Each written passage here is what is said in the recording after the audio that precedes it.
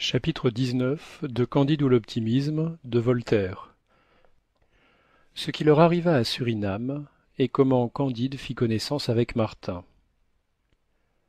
La première journée de nos deux voyageurs fut assez agréable. Ils étaient encouragés par l'idée de se voir possesseurs de plus de trésors que l'Asie, l'Europe et l'Afrique n'en pouvaient rassembler. Candide, transporté, écrivit le nom de Cunégonde sur les arbres. À la seconde journée, 2 de leurs moutons s'enfoncèrent dans des marais et y furent abîmés avec leurs charges. 2 autres moutons moururent de fatigue quelques jours après. 7 ou 8 périrent ensuite de faim dans un désert. D'autres tombèrent au bout de quelques jours dans des précipices. Enfin, après 100 jours de marche, il ne leur resta que 2 moutons. Candide dit à Cacambo, « Mon ami, vous voyez comme les richesses de ce monde sont périssables. Il n'y a rien de solide que la vertu et le bonheur de revoir mademoiselle Cunégonde. » Je l'avoue, dit Cacambo, mais il nous reste encore 2 moutons avec plus de trésors que n'en aura jamais le roi d'Espagne. Et je vois bien de loin une ville que je soupçonne être Suriname, appartenant aux Hollandais. Nous sommes au bout de nos peines et au commencement de notre félicité. En approchant de la ville, ils rencontrèrent un nègre étendu par terre, n'ayant plus que la moitié de son habit, c'est-à-dire d'un caleçon de toile bleue. Il manquait à ce pauvre homme la jambe gauche et la main droite. « Eh mon Dieu !» lui dit Candide en hollandais, « que fais-tu là, mon ami, dans l'état horrible où je te vois ?»« J'attends mon maître, monsieur Vanderdendur, le fameux négociant, » répondit le nègre. « Est-ce monsieur Vanderdendur, dit Candide, qui t'a traité ainsi ?»« Oui, monsieur, dit le nègre, c'est l'usage. On nous donne un caleçon de toile pour tout vêtement 2 fois l'année. Quand nous travaillons aux sucreries et que la meule nous attrape le doigt, on nous coupe la main. Quand nous voulons nous enfuir, on nous coupe la jambe. Je me suis trouvé dans les 2 cas. C'est à ce prix que vous mangez du sucre en Europe. Cependant, lorsque ma mère me vendit 10 écus Patagons, sur la côte de Guinée, elle me disait « Mon cher enfant, bénis nos fétiches, adore-les toujours, ils te feront vivre heureux. Tu as l'honneur d'être esclave de nos seigneurs les Blancs, et tu fais par là la fortune de ton père et de ta mère. Hélas! Je ne sais pas si j'ai fait leur fortune, mais ils n'ont pas fait la mienne. Les chiens, les singes et les perroquets sont 1000 fois moins malheureux que nous. Les fétiches hollandais qui m'ont converti me disent tous les dimanches que nous sommes tous enfants d'Adam, blancs et noirs. Je ne suis pas généalogiste, mais si ces prêcheurs disent vrai, nous sommes tous cousins issus de Germain. Or vous m'avouerez qu'on ne peut pas en user avec ses parents d'une manière plus horrible.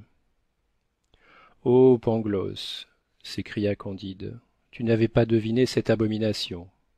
C'en est fait.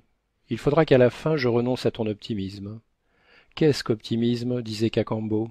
« Hélas, dit Candide, c'est la rage de soutenir que tout est bien quand on est mal. » Et il versait des larmes en regardant son nègre et en pleurant, il entra dans Suriname. La première chose dont il s'informe, c'est s'il n'y a point au port quelque vaisseau qu'on pût envoyer à Buenos Aires. Celui à qui ils s'adressèrent était justement un patron espagnol qui s'offrit à faire avec eux un marché honnête. Il leur donna rendez-vous dans un cabaret. Candide et le fidèle Cacambo allèrent l'y attendre avec leurs 2 moutons.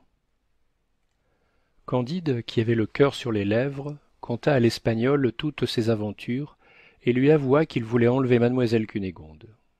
« Je me garderai bien de vous passer à Buenos Aires, dit le patron. Je serai pendu, et vous aussi.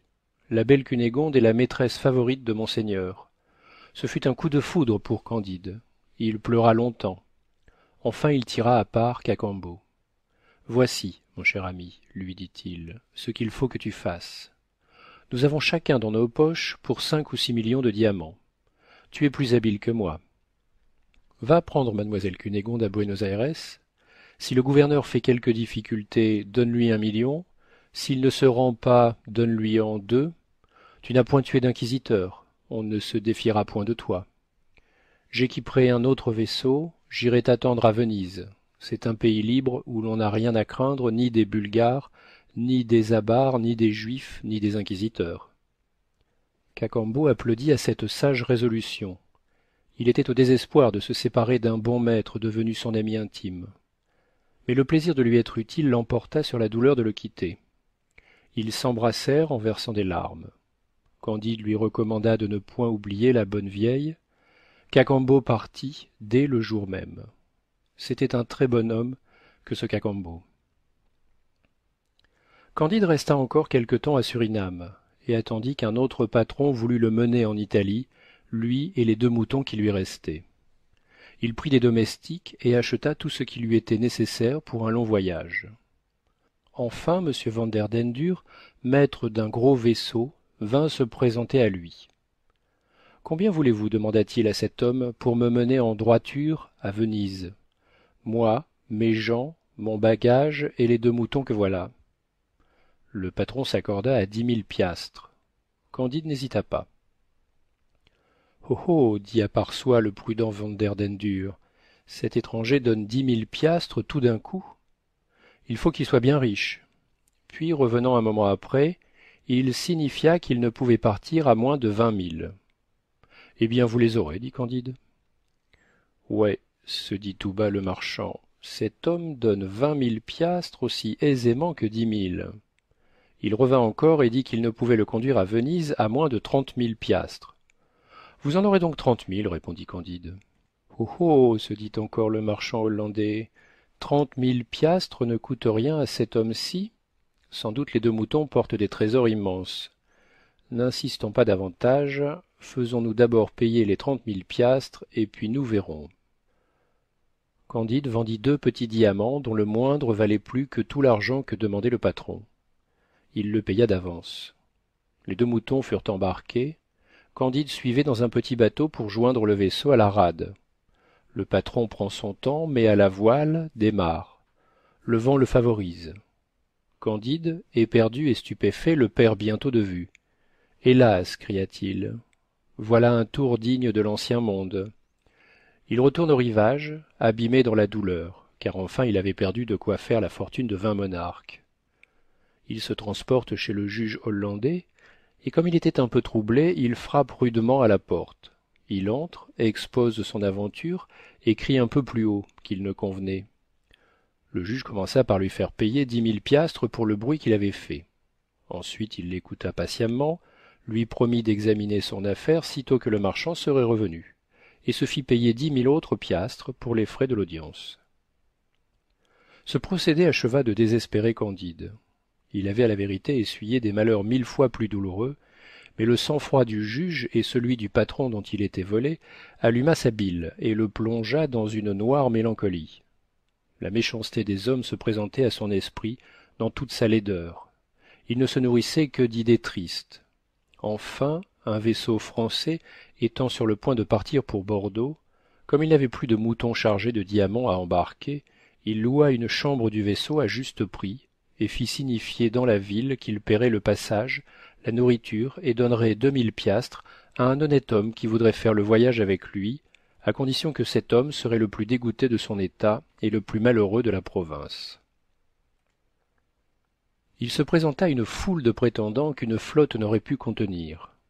Candide voulant choisir entre les plus apparents, il distingua une vingtaine de personnes qui lui paraissaient sociables et qui toutes prétendaient mériter la préférence. Il les assembla dans son cabaret et leur donna à souper, à condition que chacun ferait serment de raconter fidèlement son histoire, promettant de choisir celui qui lui paraîtrait le plus à plaindre et le plus mécontent de son état, à plus juste titre, et de donner aux autres quelque gratification. La séance dura jusqu'à 4 heures du matin. Candide, en écoutant toutes leurs aventures, se ressouvenait de ce que lui avait dit la vieille en allant à Buenos Aires, et de la gageure qu'elle avait faite qu'il n'y avait personne sur le vaisseau à qui il ne fût arrivé de très grands malheurs. Il songeait à Pangloss, à chaque aventure qu'on lui contait. Ce Pangloss, disait-il, serait bien embarrassé à démontrer son système. Je voudrais qu'il fût ici. Certainement, si tout va bien, c'est dans Eldorado, et non pas dans le reste de la terre. Enfin il se détermina en faveur d'un pauvre savant qui avait travaillé 10 ans pour les libraires à Amsterdam. Il jugea qu'il n'y avait point de métier au monde dont on dût être plus dégoûté. Ce savant, qui était d'ailleurs un bonhomme, avait été volé par sa femme, battu par son fils et abandonné de sa fille, qui s'était fait enlever par un Portugais. Il venait d'être privé d'un petit emploi duquel il subsistait, et les prédicants de Surinam le persécutaient parce qu'ils le prenaient pour un Socignien. Il faut avouer que les autres étaient pour le moins aussi malheureux que lui, mais Candide espérait que le savant le désennuierait dans le voyage. Tous ses autres rivaux trouvèrent que Candide leur faisait une grande injustice, mais il les apaisa en leur donnant à chacun 100 piastres. Fin du chapitre 19. Chapitre 20 de Candide ou l'optimisme de Voltaire. Ce qui arriva sur mer à Candide et à Martin. Le vieux savant qui s'appelait Martin s'embarqua donc pour Bordeaux avec Candide. L'un et l'autre avaient beaucoup vu et beaucoup souffert, et quand le vaisseau aurait dû faire voile de Surinam au Japon par le cap de Bonne-Espérance, ils auraient eu de quoi s'entretenir du mal moral et du mal physique pendant tout le voyage. Cependant, Candide avait un grand avantage sur Martin, c'est qu'il espérait toujours revoir mademoiselle Cunégonde, et que Martin n'avait rien à espérer. De plus, il avait de l'or et des diamants, et quoiqu'il eût perdu 100 gros moutons rouges chargés des plus grands trésors de la terre, quoiqu'il eût toujours sur le cœur la friponnerie du patron hollandais, cependant, quand il songeait à ce qui lui restait dans ses poches, et quand il parlait de Cunégonde, surtout à la fin du repas, il penchait alors pour le système de Pangloss. « Mais vous, monsieur Martin, dit-il au savant, que pensez-vous de tout cela ? Quelle est votre idée sur le mal moral et le mal physique ? » « Monsieur, répondit Martin, mes prêtres m'ont accusé d'être socignien. Note de monsieur Beuchot. Les sociniens rejettent les mystères et n'admettent que l'évidence. Voyez tome 28, page 435. Fin de la note. Mais la vérité du fait est que je suis manichéen.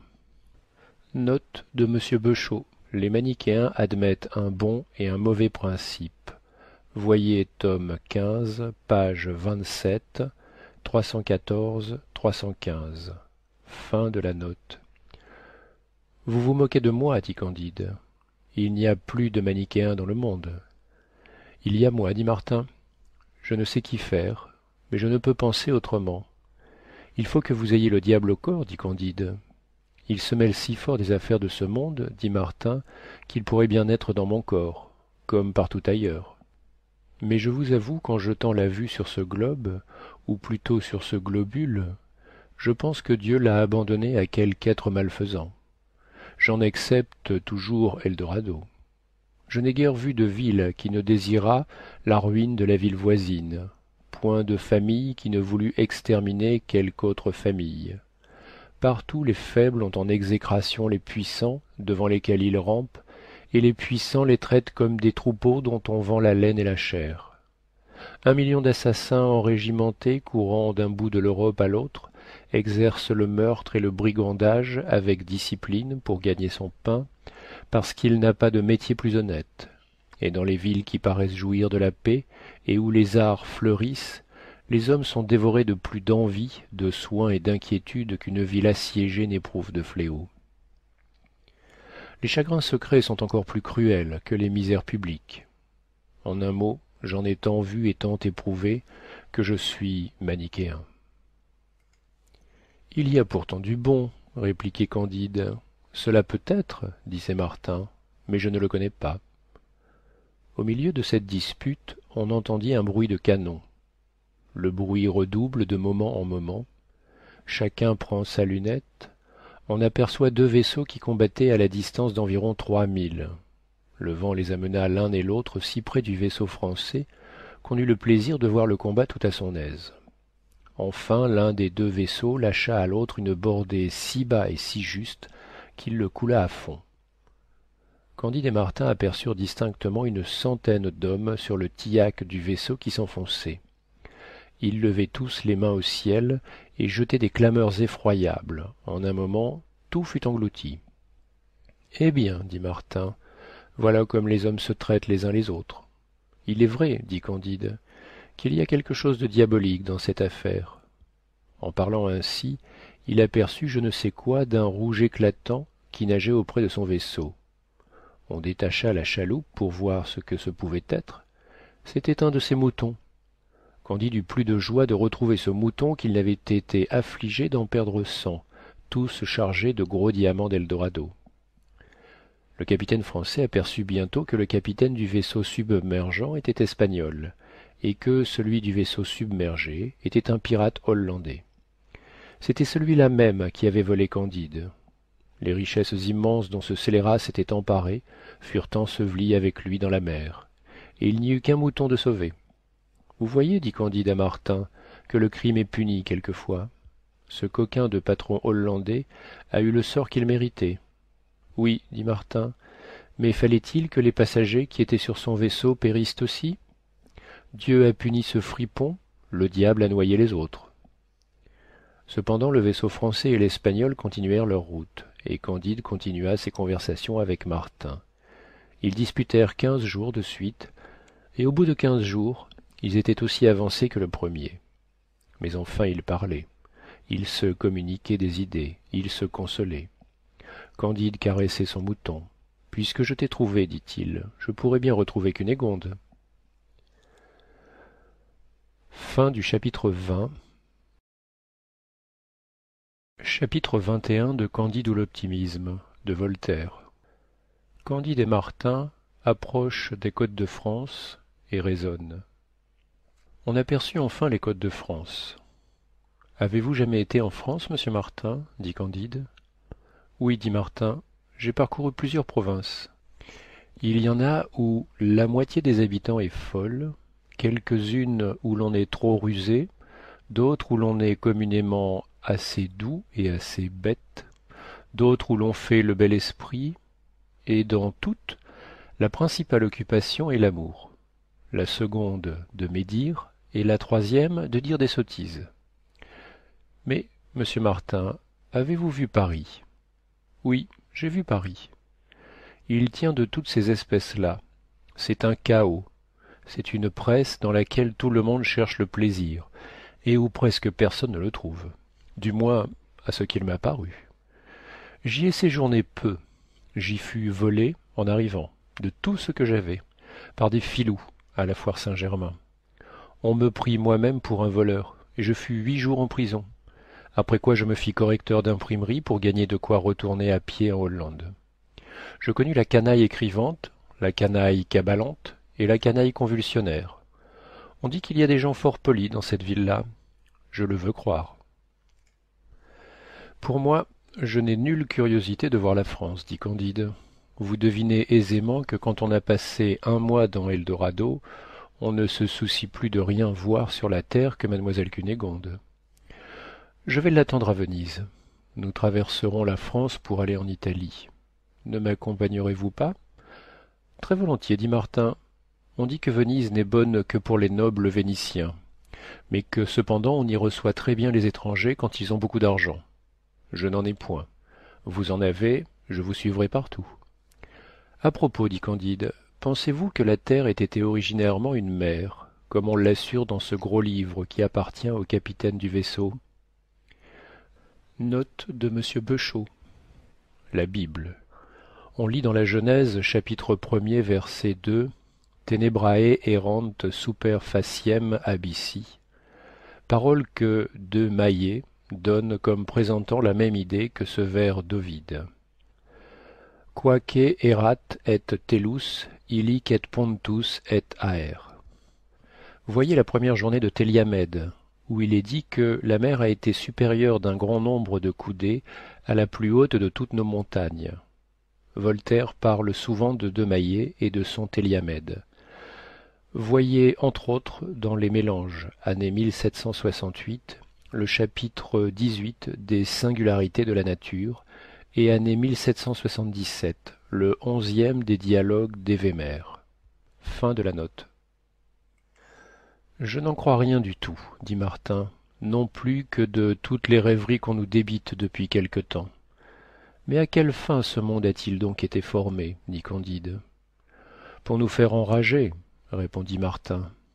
N'êtes-vous pas bien étonné, continua Candide, de l'amour que ces deux filles du pays des oreillons avaient pour ces deux singes, et dont je vous ai conté l'aventure?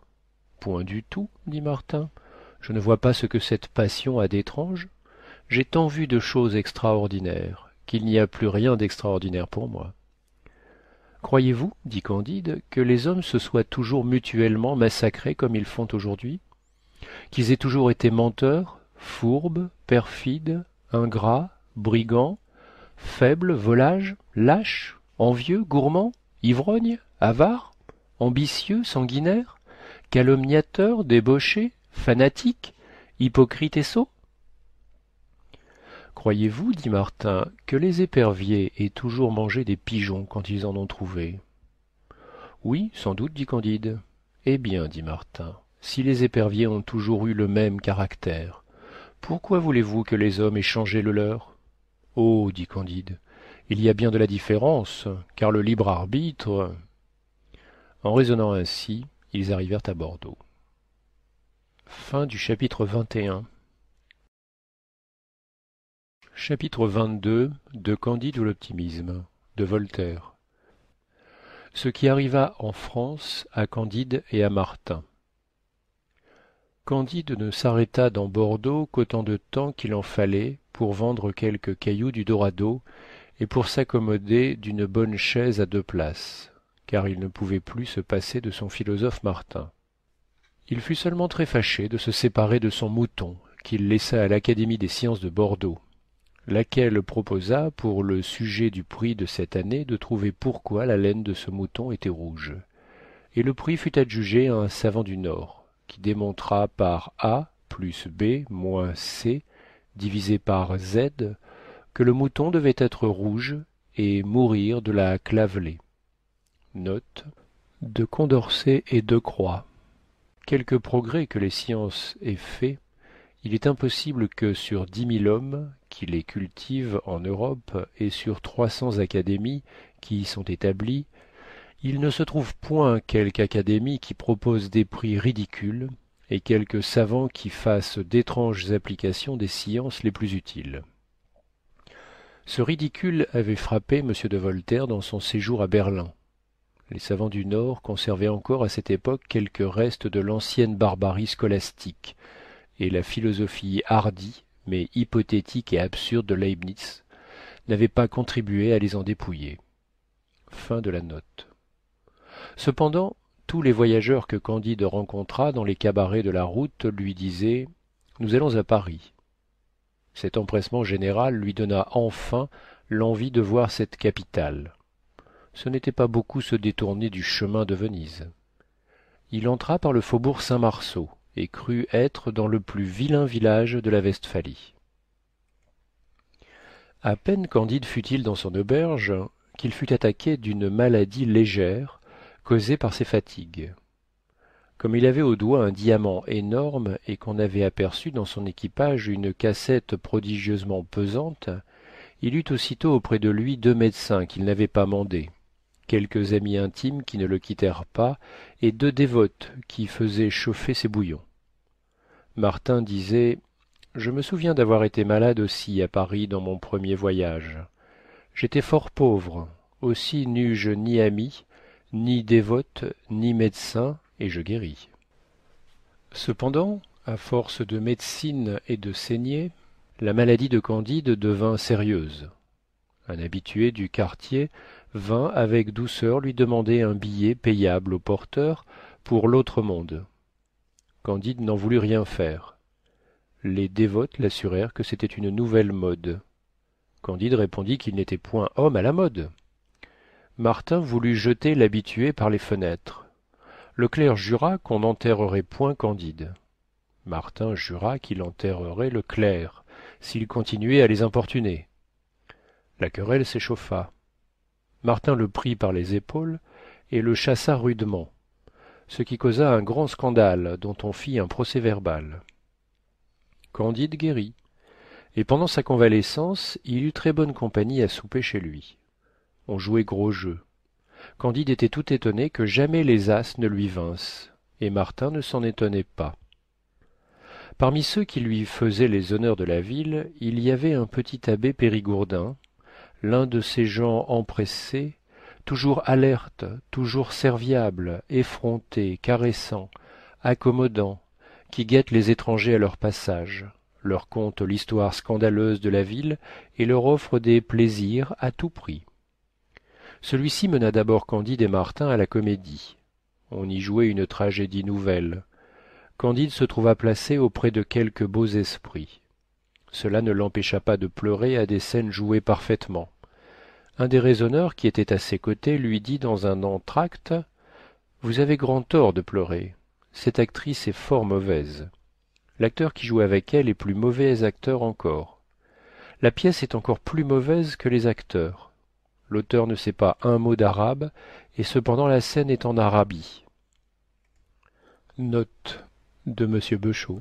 Lagrange Chancel adressa à Voltaire, en 1718, une épître à M. Arouet de Voltaire, dans laquelle on trouve ces vers: « Que ton exactitude à dépeindre les mœurs s'étende jusqu'au nom de tes moindres acteurs, et qu'en les prononçant, ils nous fassent connaître les pays et les temps où tu les fais renaître. Je vois avec dépit, pour ne produire rien, chez le Thébain Oedipe, Hydaspe l'Indien. » Voltaire profita de la critique et mit Araspe au lieu de Hydaspe. C'est peut-être à ces vers de Lagrange Chancel que Voltaire fait ici allusion. Fin de la note. Et de plus, c'est un homme qui ne croit pas aux idées innées. Je vous apporterai demain 20 brochures contre lui. Note de M. Beuchot. Dans l'édition de 1759, on lit: « Contre lui, monsieur, lui dit l'abbé Périgourdin, avez-vous remarqué cette jeune personne qui a un visage si piquant et une taille si fine? Il ne vous en coûtera que 10 000 francs par mois, et pour 50 000 écus de diamants. Je n'ai qu'un jour ou deux à lui donner, répondit Candide, parce que j'ai un rendez-vous à Venise qui presse. » Le soir, après souper, l'insinuant Périgourdin redoubla de politesse et d'attention. « Vous avez donc, monsieur, lui dit-il, un rendez-vous à Venise, etc. » Voyez page 306. Le texte actuel existe dès 1761. Fin de la note. « Monsieur, combien avez-vous de pièces de théâtre en France ? » dit Candide à l'abbé, lequel répondit: « 5 ou 6 000. » « C'est beaucoup, dit Candide. « Combien y en a-t-il de bonnes ? » « 15 ou 16, répliqua l'autre. « C'est beaucoup, dit Martin. »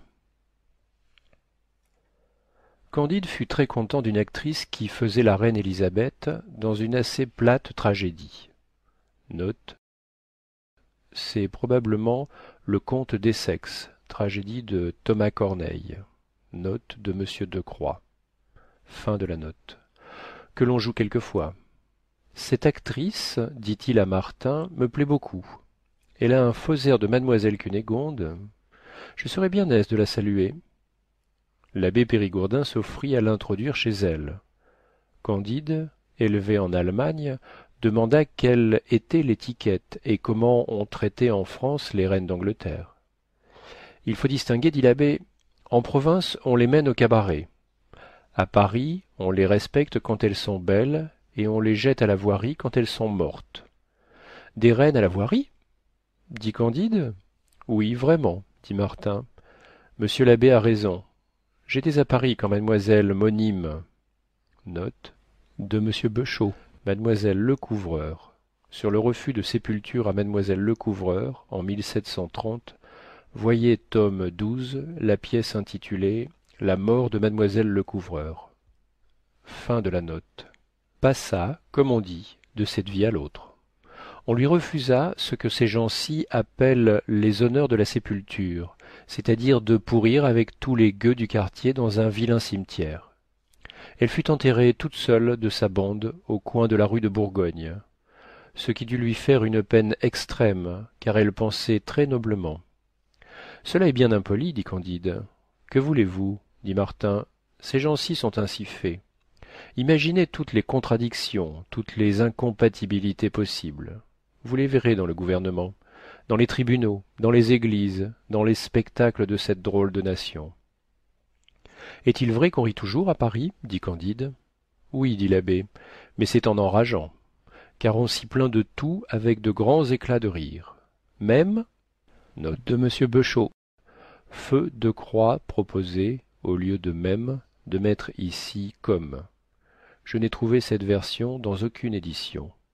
Fin de la note. On y fait en riant les actions les plus détestables.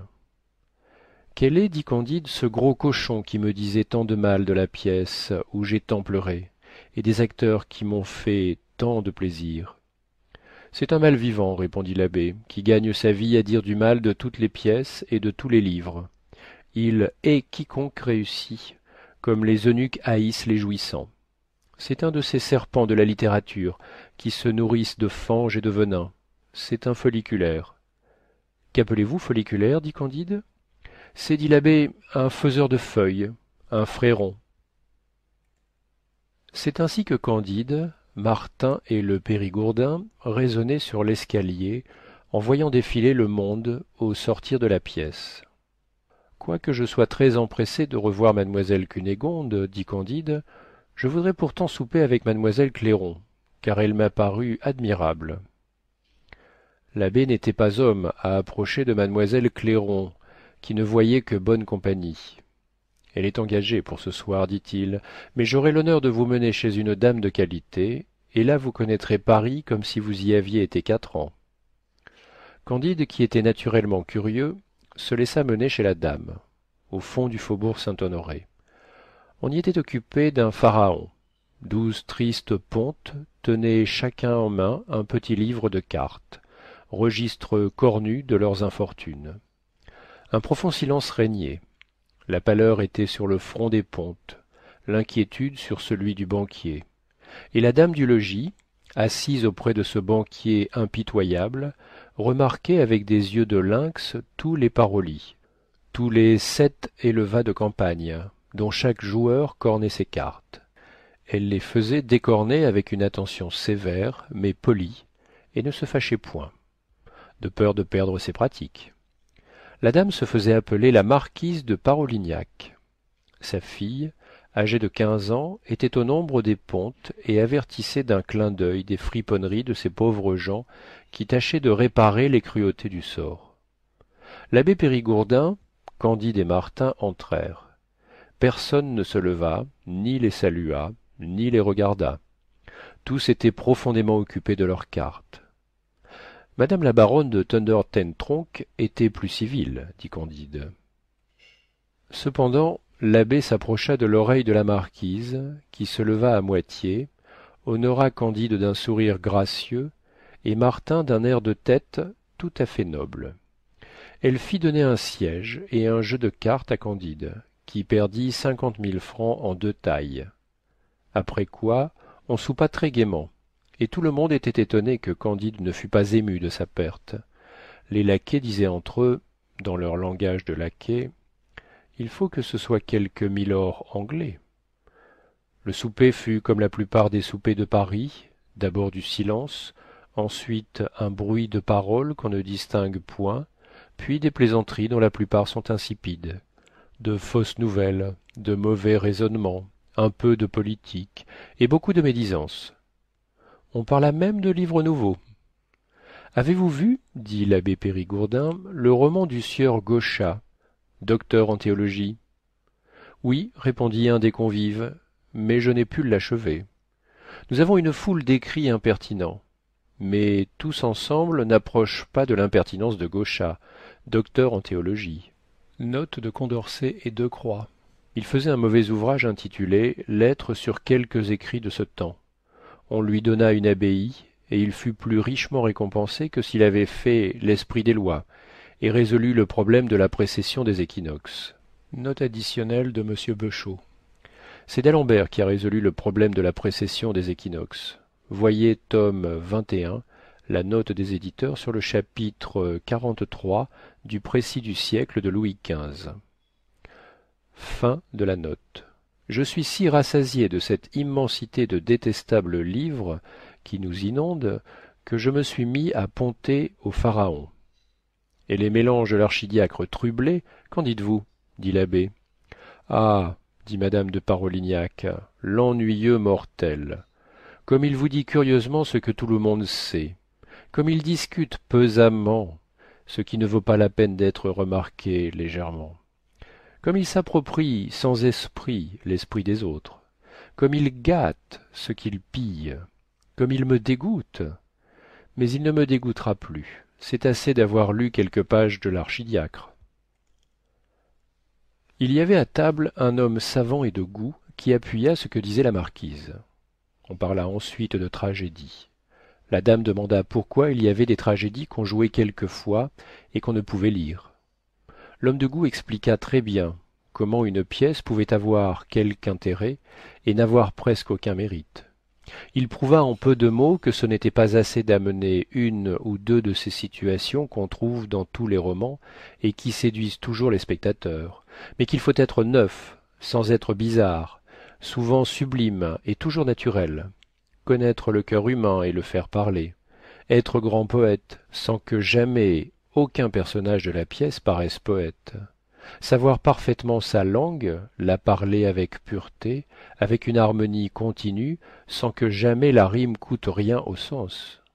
Quiconque, ajouta-t-il, n'observe pas toutes ces règles peut faire une ou deux tragédies applaudies au théâtre, mais il ne sera jamais compté au rang des bons écrivains. Il y a très peu de bonnes tragédies. Les unes sont des idylles en dialogue, bien écrits et bien rimés. Les autres, des raisonnements politiques qui endorment, ou des amplifications qui rebutent. Les autres, des rêves d'énergumènes en style barbare, des propos interrompus, de longues apostrophes aux dieux, parce qu'on ne sait point parler aux hommes, des maximes fausses, des lieux communs empoulés. Candide écouta ce propos avec attention, et conçut une grande idée du discoureur. Et, comme la marquise avait eu soin de le placer à côté d'elle, il s'approcha de son oreille et prit la liberté de lui demander qui était cet homme qui parlait si bien. C'est un savant, dit la dame, qui ne ponte point, et que l'abbé m'amène quelquefois à souper. Il se connaît parfaitement en tragédie et en livres, et il a fait une tragédie sifflée, et un livre dont on n'a jamais vu hors de la boutique de son libraire qu'un exemplaire qu'il m'a dédié. Le grand homme, dit Candide, c'est un autre Pangloss. Alors, se tournant vers lui, il lui dit « Monsieur, vous pensez sans doute que tout est au mieux dans le monde physique et dans le moral, et que rien ne pouvait être autrement. » Moi, monsieur, lui répondit le savant, je ne pense rien de tout cela. Je trouve que tout va de travers chez nous, que personne ne sait ni quel est son rang, ni quelle est sa charge, ni ce qu'il fait, ni ce qu'il doit faire, et qu'excepté le souper, qui est assez gai, et où il paraît assez d'union, tout le reste du temps se passe en querelles impertinentes. Jansénistes contre molinistes, gens du Parlement contre gens d'église, gens de lettres contre gens de lettres, courtisans contre courtisans, financiers contre le peuple, femmes contre maris, parents contre parents, c'est une guerre éternelle. Candide lui répliqua « J'ai vu pis. Mais un sage, qui depuis a eu le malheur d'être pendu, m'apprit que tout cela est à merveille. Ce sont des ombres à un beau tableau. Votre pendu se moquait du monde, dit Martin. Vos ombres sont des taches horribles. Ce sont les hommes qui font les taches, dit Candide, et ils ne peuvent pas s'en dispenser. Ce n'est donc pas leur faute, dit Martin. La plupart des pontes, qui n'entendaient rien à ce langage, buvaient. Et Martin raisonna avec le savant, et Candide raconta une partie de ses aventures à la dame du logis.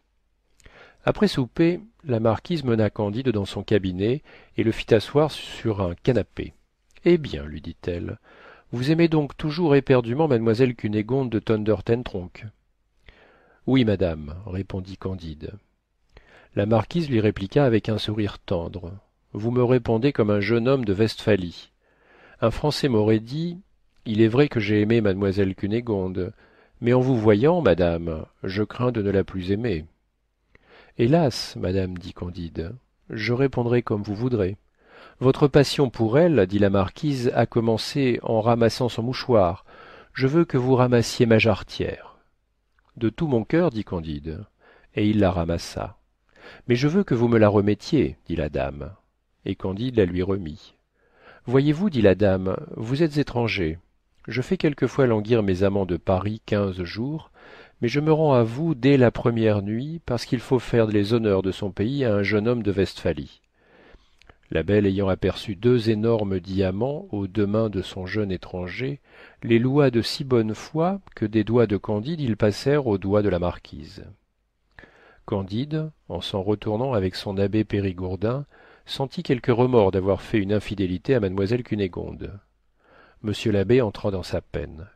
Il n'avait qu'une légère part aux 50 000 livres perdues au jeu par Candide et à la valeur des 2 brillants moitié donnés, moitié extorqués.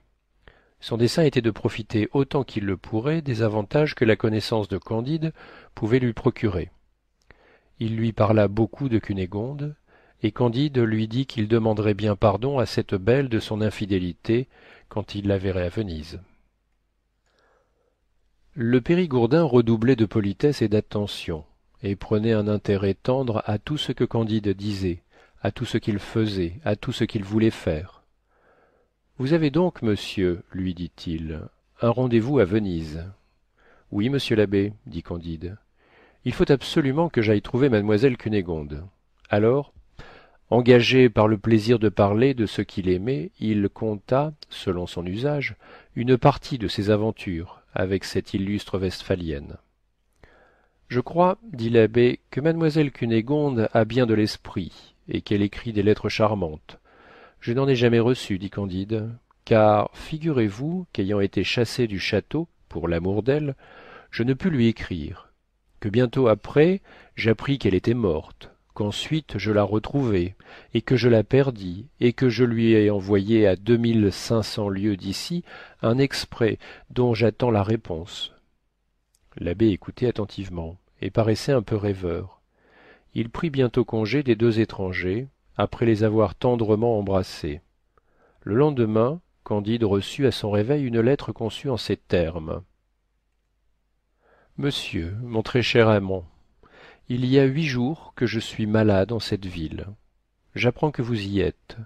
Je volerais dans vos bras si je pouvais remuer. J'ai su votre passage à Bordeaux. J'y ai laissé le fidèle Cacambo et la vieille qui doivent bientôt me suivre.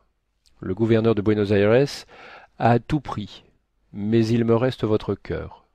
Venez, votre présence me rendra la vie ou me fera mourir de plaisir. Cette lettre charmante, cette lettre inespérée, transporta Candide d'une joie inexprimable, et la maladie de sa chère Cunégonde l'accabla de douleur. Partagé entre ces 2 sentiments, il prend son or et ses diamants et se fait conduire avec Martin à l'hôtel où mademoiselle Cunégonde demeurait. Il entre en tremblant d'émotion, son cœur palpite, sa voix sanglote, il veut ouvrir les rideaux du lit, il veut faire apporter de la lumière. Gardez-vous-en bien, lui dit la suivante, la lumière la tue. Et soudain elle referme le rideau. Ma chère Cunégonde, dit Candide en pleurant, comment vous portez-vous? Si vous ne pouvez me voir, parlez-moi du moins. Elle ne peut parler, dit la suivante. La dame alors tire du lit une main potelée que Candide arrose longtemps de ses larmes, et qu'il remplit ensuite de diamants, en laissant un sac plein d'or sur le fauteuil. Au milieu de ces transports arrive un exempt, suivi de l'abbé Périgourdin et d'une escouade. Voilà donc, dit-il, ces 2 étrangers suspects. Il les fait incontinent saisir et ordonne à ses braves de les traîner en prison. Ce n'est pas ainsi qu'on traite les voyageurs dans Eldorado, dit Candide. Je suis plus manichéen que jamais, dit Martin. Mais, monsieur, où nous menez-vous, dit Candide. Dans un cul de basse-fosse, dit l'exempt. Martin, ayant repris son sang-froid, jugea que la dame à qui se prétendait Cunégonde était une friponne. Monsieur l'abbé Périgourdin un fripon, qui avait abusé au plus vite de l'innocence de Candide, et l'exempt un autre fripon dont on pouvait aisément se débarrasser. Plutôt que de s'exposer aux procédures de la justice, Candide, éclairé par son conseil, et d'ailleurs toujours impatient de revoir la véritable Cunégonde, propose à l'exempt 3 petits diamants d'environ 3000 pistoles chacun. Ah, monsieur, lui dit l'homme au bâton d'ivoire. Eussiez-vous commis tous les crimes imaginables, vous êtes le plus honnête homme du monde. 3 diamants, chacun de 3000 pistoles, monsieur. Je me ferais tuer pour vous, au lieu de vous mener dans un cachot. On arrête tous les étrangers, mais laissez-moi faire. J'ai un frère à Dieppe, en Normandie. Je vais vous y mener, et si vous avez quelques diamants à lui donner, il aura soin de vous comme moi-même. Et pourquoi arrête-t-on tous les étrangers dit Candide. L'abbé Périgourdin prit alors la parole et dit c'est parce qu'un gueux du pays d'Atrébassie, note de Condorcet et Decroix, Artois. Damien était né à Arras, capitale de l'Artois. Note complémentaire de M. Beuchot. L'attentat de Damien est du 5 janvier 1757. Voyez tome 21, le chapitre 37, du précis du siècle de Louis XV, et tome 22, page 339. Fin de la note. A entendu dire des sottises. Cela seul lui a fait commettre un parricide, non pas tel que celui de 1610, au mois de mai. Note de M. Beuchot. Le 14 mai 1610 est le jour de l'assassinat de Henri IV par Ravaillac. Voyez tome 18, page 152. Fin de la note. Mais tel que celui de 1594 au mois de décembre. Note de M. Beuchot. Le 27 décembre 1594, Jean Châtel, élève des Jésuites, donna un coup de couteau à Henri IV. Voyez tome 18, page 147. Fin de la note. Et tel que plusieurs autres commis dans d'autres années et dans d'autres mois, par d'autres gueux, qui avaient entendu dire des sottises. L'exempt, alors, expliqua de quoi il s'agissait. Ah, les monstres s'écria Candide. Quoi? De telles horreurs chez un peuple qui danse et qui chante? Ne pourrais-je sortir au plus vite de ce pays où des singes agacent des tigres? J'ai vu des ours dans mon pays. Je n'ai vu des hommes que dans le Dorado. Au nom de Dieu, monsieur l'exempt, menez-moi à Venise, où je dois attendre mademoiselle Cunégonde. Je ne peux vous mener qu'en Basse-Normandie, dit le Barige. Note de monsieur Beuchot, chef de sbire. Fin de la note. Aussitôt, il lui fait ôter ses fers, dit qu'il s'est mépris, renvoie ses gens, emmène à Dieppe Candide et Martin, et les laisse entre les mains de son frère. Il y avait un petit vaisseau hollandais à la rade. Le Normand, à l'aide de 3 autres diamants devenus le plus serviable des hommes, embarque Candide et ses gens dans le vaisseau qui allait faire voile pour Portsmouth en Angleterre. Ce n'était pas le chemin de Venise, mais Candide croyait être délivré de l'enfer, et il comptait bien reprendre la route de Venise à la première occasion. Fin du chapitre 22. Chapitre 23 de Candide ou l'optimisme de Voltaire. Candide et Martin vont sur les côtes d'Angleterre. Ce qu'ils y voient. Ah, Pangloss, Pangloss. Ah, Martin, Martin. Ah, ma chère Cunégonde. Qu'est-ce que ce monde-ci, disait Candide sur le vaisseau hollandais. Quelque chose de bien fou et de bien abominable, répondait Martin. Vous connaissez l'Angleterre. Y est-on aussi fou qu'en France? C'est une autre espèce de folie, dit Martin. Vous savez que ces 2 nations sont en guerre pour quelques arpents de neige vers le Canada, et qu'elles dépensent pour cette belle guerre beaucoup plus que tout le Canada ne vaut. De vous dire précisément s'il y a plus de gens à lier dans un pays que dans un autre, c'est ce que mes faibles lumières ne me permettent pas. Je sais seulement qu'en général, les gens que nous allons voir sont fort atrabilaires. En causant ainsi, ils abordèrent à Portsmouth. Une multitude de peuple couvrait le rivage et regardait attentivement un assez gros homme qui était à genoux, les yeux bandés, sur le tillac d'un des vaisseaux de la flotte. 4 soldats postés vis-à-vis de cet homme lui tirèrent chacun 3 balles dans le crâne, le plus paisiblement du monde. Et toute l'assemblée s'en retourna, extrêmement satisfaite. Note de Condorcet et Decroix. L'amiral Byng, Monsieur de Voltaire ne le connaissait pas et fit des efforts pour le sauver. Il n'abhorrait pas moins les atrocités politiques que les atrocités théologiques, et il savait que Byng était une victime que les ministres anglais sacrifiaient à l'ambition de garder leur place. Note additionnelle de M. Beuchot. L'amiral Byng fut exécuté le 14 mars 1757. Fin de la note. Qu'est-ce donc que tout ceci? Dit Candide. Et quel démon exerce partout son empire? Il demanda qui était ce gros homme qu'on venait de tuer en cérémonie. C'est un amiral, lui répondit-on. Et pourquoi tuer cet amiral? C'est, lui dit-on, parce qu'il n'a pas fait tuer assez de monde. Il a livré un combat à un amiral français, et on a trouvé qu'il n'était pas assez près de lui. Mais, dit Candide, l'amiral français était aussi loin de l'amiral anglais que celui-ci l'était de l'autre? Cela est incontestable, lui répliqua-t-on. Mais dans ce pays-ci, il est bon de tuer de temps en temps un amiral, pour encourager les autres. Candide fut si étourdi et si choqué de ce qu'il voyait et de ce qu'il entendait, qu'il ne voulut pas seulement mettre pied à terre, et qu'il fit son marché avec le patron hollandais, dût-il le voler comme celui de Suriname, pour le conduire sans délai à Venise. Le patron fut prêt au bout de 2 jours. On côtoya la France, on passa à la vue de Lisbonne, et Candide frémit. On entra dans le Détroit et dans la Méditerranée. Enfin, on aborda à Venise. Dieu soit loué, dit Candide, en embrassant Martin. C'est ici que je reverrai la belle Cunégonde. Je compte sur Cacambo comme sur moi-même. Tout est bien, tout va bien, tout va le mieux qu'il soit possible. Fin du chapitre 23. Chapitre 24 de Candide ou l'optimisme, de Voltaire, de Paquette et de frère Giroflée. Dès qu'il fut à Venise, il fit chercher Cacambo dans tous les cabarets, dans tous les cafés, chez toutes les filles de joie, et ne le trouva point. Il envoyait tous les jours à la découverte de tous les vaisseaux et de toutes les barques. Nulle nouvelle de Cacambo.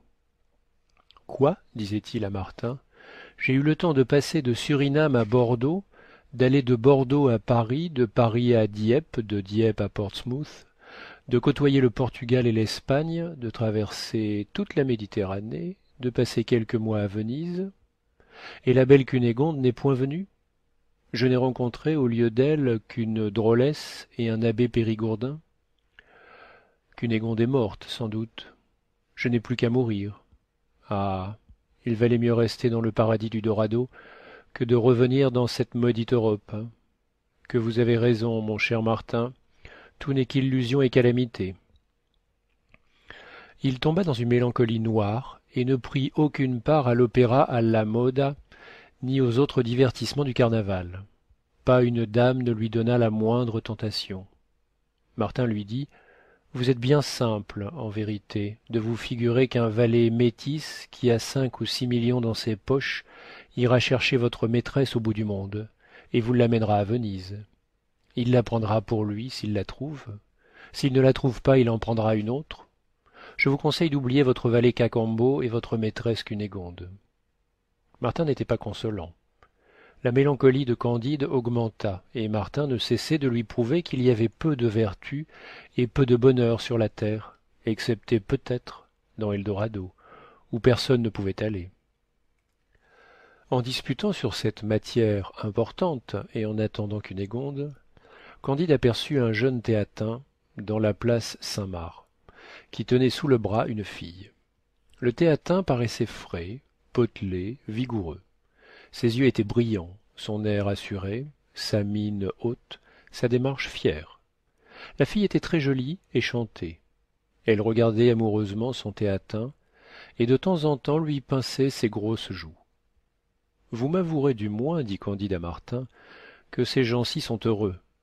Je n'ai trouvé jusqu'à présent dans toute la terre habitable, excepté dans Eldorado, que des infortunés. Mais pour cette fille et ce théatin, je gage que ce sont des créatures très heureuses. Je gage que non, dit Martin. Il n'y a qu'à les prier à dîner, dit Candide, et vous verrez si je me trompe. Aussitôt il les aborde, il leur fait son compliment, et les invite à venir à son hôtellerie manger des macaronis, des perdrix de Lombardie, des œufs d'esturgeon, et à boire du vin de Montepulciano, du Lacryma Christi, du Chypre et du Samos. La demoiselle rougit. Le théatin accepta la partie, et la fille le suivit en regardant Candide avec des yeux de surprise et de confusion, qui furent obscurcis de quelques larmes. À peine fut-elle entrée dans la chambre de Candide qu'elle lui dit « Eh quoi, monsieur Candide ne reconnaît plus Paquette ?» À ces mots, Candide, qui ne l'avait pas considérée jusque-là avec attention, parce qu'il n'était occupé que de Cunégonde, lui dit « Hélas, ma pauvre enfant, c'est donc vous qui avez mis le docteur Pangloss dans le bel état où je l'ai vu ?»« Hélas, monsieur, c'est moi-même, dit Paquette. Je vois que vous êtes instruit de tout. J'ai su les malheurs épouvantables arriver à toute la maison de madame la baronne et à la belle Cunégonde. Je vous jure que ma destinée naguère était moins triste. J'étais fort innocente quand vous m'avez vue. Un cordelier, qui était mon confesseur, me séduisit aisément. Les suites en furent affreuses. Je fus obligée de sortir du château quelque temps après que monsieur le baron vous eût renvoyé à grands coups de pied dans le derrière. Si un fameux médecin n'avait pas pris pitié de moi, j'étais morte. Je fus quelque temps par reconnaissance la maîtresse de ce médecin. Sa femme, qui était jalouse à la rage, me battait tous les jours impitoyablement. C'était une furie. Ce médecin était le plus laid de tous les hommes, et moi la plus malheureuse de toutes les créatures, d'être battue continuellement pour un homme que je n'aimais pas. Vous savez, monsieur, combien il est dangereux pour une femme acariâtre d'être l'épouse d'un médecin. Celui-ci, outré des procédés de sa femme, lui donna un jour, pour la guérir d'un petit rhume, une médecine si efficace qu'elle en mourut en 2 heures de temps dans des convulsions horribles. Les parents de madame intentèrent à monsieur un procès criminel. Il prit la fuite, et moi je fus mise en prison. Mon innocence ne m'aurait pas sauvée, si je n'avais été un peu jolie. Le juge m'élargit à condition qu'il succéderait au médecin. Je fus bientôt supplantée par une rivale, chassée sans récompense, et obligée de continuer ce métier abominable, qui vous paraît si plaisant à vous autres hommes, et qui n'est pour nous qu'un abîme de misère. J'allais exercer la profession à Venise. Ah, monsieur, si vous pouviez vous imaginer ce que c'est que d'être obligé de caresser indifféremment un vieux marchand, un avocat, un moine, un gondolier, un abbé, d'être exposée à toutes les insultes, à toutes les avanies, d'être souvent réduite à emprunter une jupe pour aller se la faire lever par un homme dégoûtant, d'être volée par l'un de ce qu'on a gagné avec l'autre, d'être rançonnée par les officiers de justice, et de n'avoir en perspective qu'une vieillesse affreuse, un hôpital et un fumier, vous concluriez que je suis une des plus malheureuses créatures du monde. Paquette ouvrait ainsi son cœur au bon Candide dans un cabinet, en présence de Martin, qui disait à Candide « Vous voyez que j'ai déjà gagné la moitié de la gageure. » Frère Giroflée était resté dans la salle à manger et buvait un coup en attendant le dîner. « Mais, dit Candide à Paquette, vous aviez l'air si gai, si content quand je vous ai rencontré. Vous chantiez, vous caressiez le théatin avec une complaisance naturelle. Vous m'avez paru aussi heureuse que vous prétendez être infortunée. »« Ah, monsieur, répondit Paquette, c'est encore là une des misères du métier. J'ai été hier volée et battue par un officier, et il faut aujourd'hui que je paraisse de bonne humeur pour plaire à un moine. » Candide n'en voulut pas davantage. Il avoua que Martin avait raison. On se mit à table avec Paquette et le théatin. Le repas fut assez amusant, et sur la fin on se parla avec quelque confiance. « Mon père, dit Candide au moine, vous me paraissez jouir d'une destinée que tout le monde doit envier. La fleur de la santé brille sur votre visage, votre physionomie annonce le bonheur. Vous avez une très jolie fille pour votre récréation, et vous paraissez très content de votre état de théatin. Ma foi, monsieur, dit frère Giroflée, je voudrais que tous les théatins fussent au fond de la mer. J'ai été tenté 100 fois de mettre le feu au couvent et d'aller me faire turc. Mes parents me forcèrent, à l'âge de 15 ans, d'endosser cette détestable robe, pour laisser plus de fortune à un maudit frère aîné. Que Dieu confonde. La jalousie, la discorde, la rage habitent dans le couvent. Il est vrai que j'ai prêché quelques mauvais sermons qui m'ont valu un peu d'argent, dont le prieur me vole la moitié. Le reste me sert à entretenir des filles. Mais quand je rentre le soir dans le monastère, je suis prêt à me casser la tête contre les murs du dortoir. Et tous mes confrères sont dans le même cas. Martin, se tournant vers Candide avec son sang-froid ordinaire. Eh bien, lui dit-il, n'ai-je pas gagné la gageure tout entière? Candide donna 2000 piastres à Paquette et 1000 piastres à frère Giroflée. Je vous réponds, dit-il, qu'avec cela ils seront heureux. Je n'en crois rien du tout, dit Martin. Vous les rendrez peut-être avec ces piastres beaucoup plus malheureux encore. Il en sera ce qui pourra, dit Candide, mais une chose me console. Je vois qu'on retrouve souvent les gens qu'on ne croyait jamais retrouver. Et il se pourra bien faire qu'ayant rencontré mon Mouton Rouge et Paquette, je rencontre aussi Cunégonde.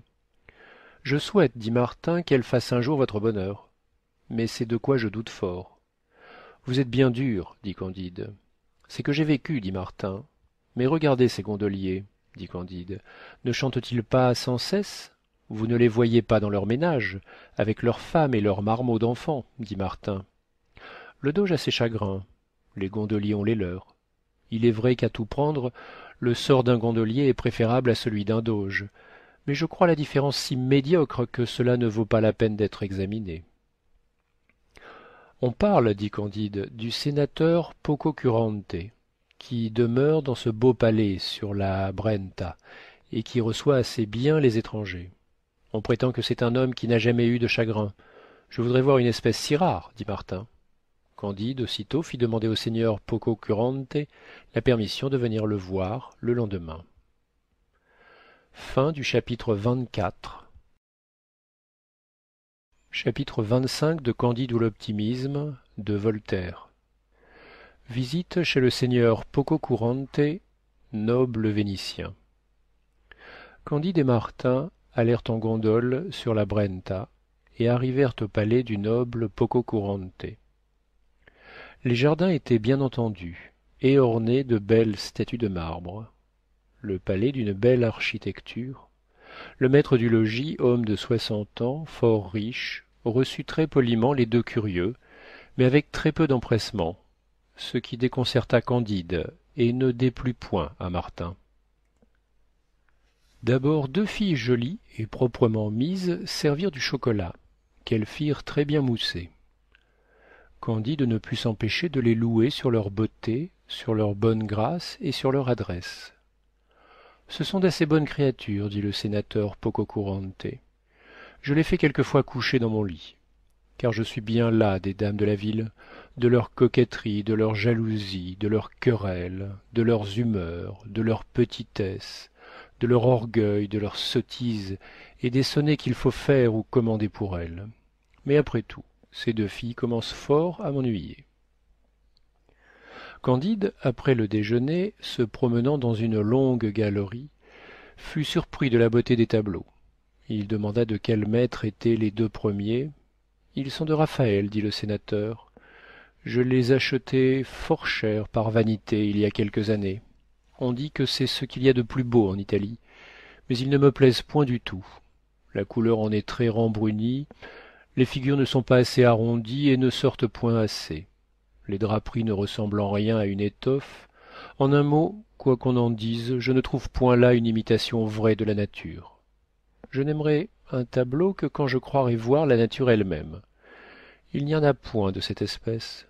J'ai beaucoup de tableaux, mais je ne les regarde plus. Pococurante, en attendant le dîner, se fit donner un concerto. Candide trouva la musique délicieuse. Ce bruit, dit Pococurante, peut amuser une demi-heure, mais s'il dure plus longtemps, il fatigue tout le monde, quoique personne n'ose l'avouer. La musique aujourd'hui n'est plus que l'art d'exécuter des choses difficiles, et ce qui n'est que difficile ne plaît point à la longue. J'aimerais peut-être mieux l'opéra, si on n'avait pas trouvé le secret d'en faire un monstre qui me révolte. Ira voir qui voudra de mauvaises tragédies en musique, où les scènes ne sont faites que pour amener très mal à propos 2 ou 3 chansons ridicules qui font valoir le gosier d'une actrice, se pâmera de plaisir qui voudra ou qui pourra, en voyant un châtré fredonner le rôle de César et de Caton, et se promener d'un air gauche sur des planches. Pour moi, il y a longtemps que j'ai renoncé à ces pauvretés qui font aujourd'hui la gloire de l'Italie et que des souverains payent si chèrement. Candide disputa un peu. mais avec discrétion. Martin fut entièrement de l'avis du sénateur. On se mit à table, et, après un excellent dîner, on entra dans la bibliothèque. Candide, en voyant un Homère magnifiquement relié, loua l'illustrissime sur son bon goût. Voilà, dit-il, un livre qui faisait les délices du grand Pangloss, le meilleur philosophe de l'Allemagne. Il ne fait pas les miennes, dit froidement Pococurante. On me fit à croire, autrefois, que j'avais du plaisir en le lisant. Mais cette répétition continuelle de combats qui se ressemblent tous, ces dieux qui agissent toujours pour ne rien faire de décisif, cette Hélène qui est le sujet de la guerre et qui à peine est une actrice de la pièce, cette Troie qu'on assiège et qu'on ne prend point, tout cela me causait le plus mortel ennui. J'ai demandé quelquefois à des savants s'ils s'ennuyaient autant que moi à cette lecture. Tous les gens sincères m'ont avoué que le livre leur tombait des mains, mais qu'il fallait toujours l'avoir dans sa bibliothèque, comme un monument de l'Antiquité, et comme ces médailles rouillées qui ne peuvent être de commerce. Votre Excellence ne pense pas ainsi de Virgile, dit Candide. Je conviens, dit Pococurante, que le second, le quatrième et le sixième livre de son Énéide sont excellents.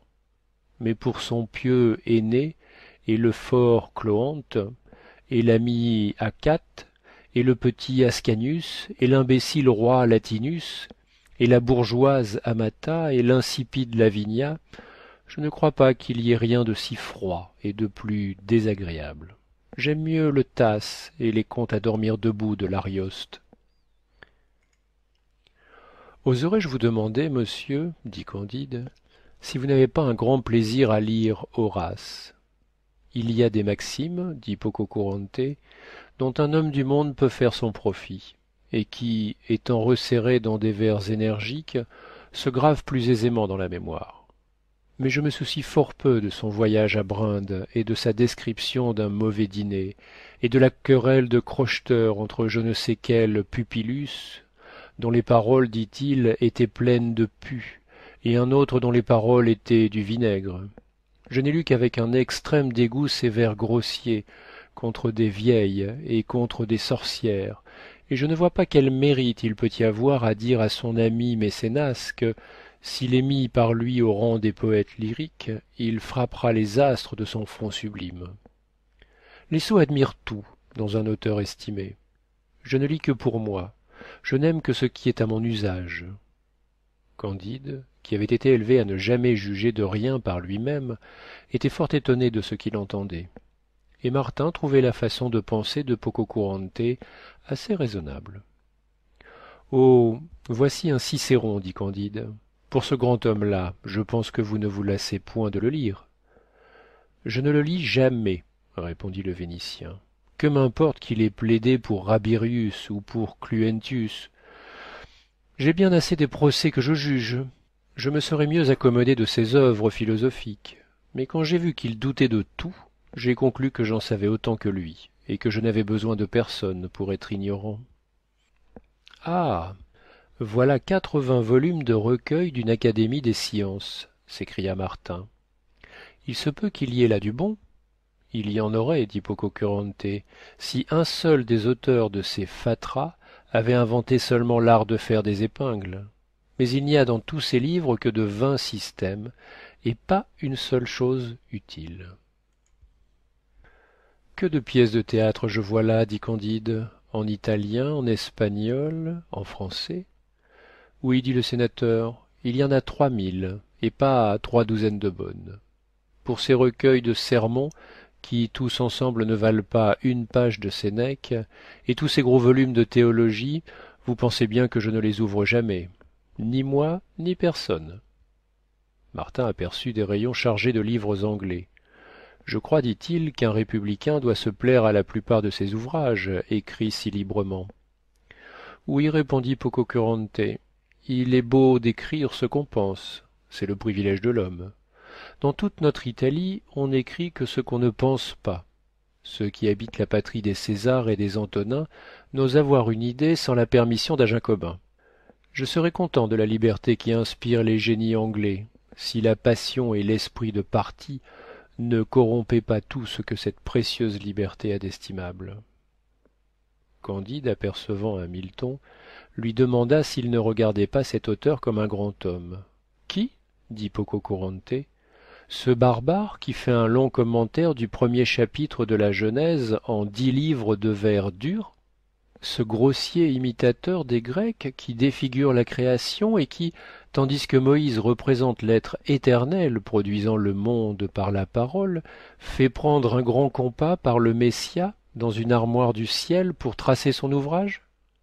Moi, j'estimerais celui qui a gâté l'enfer et le diable du Tasse, qui déguise Lucifer tantôt en crapaud, tantôt en pygmée, qui lui fait rebattre 100 fois les mêmes discours, qui le fait disputer sur la théologie, qui, en imitant sérieusement l'invention comique des armes à feu de l'Arioste, fait tirer le canon dans le ciel par les diables. Ni moi ni personne en Italie n'a pu se plaire à toutes ces tristes extravagances.